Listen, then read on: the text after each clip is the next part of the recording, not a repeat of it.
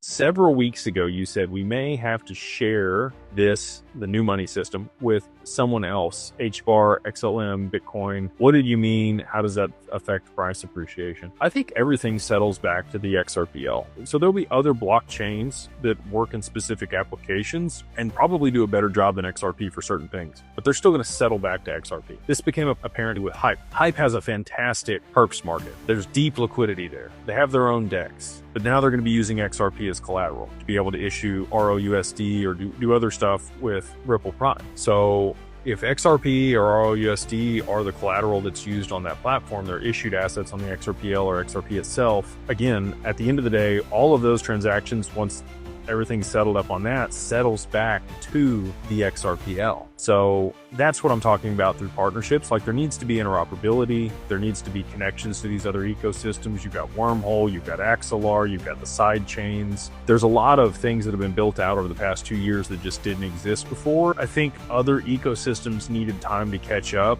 JP Morgan in particular, they had built out Onyx and they had JPM coin and they were trying to vie for that position. Nobody wanted to use that because it's a centralized stable coin that somebody else issues and they're the counterparty. And I think they finally came to that realization after Ripple wouldn't sell them the escrow, and then they were disgruntled about it and tried to compete against them and figured out they couldn't. And so then they had to bridge that back to the XRPL. And we got Axelar and we got the EVM sidechain. And that's Onyx's bridge back to the XRPL to settle back to the ledger. So, when I'm talking about other people participating in the ecosystem, it is, all of these other blockchains that need interoperability with XRP.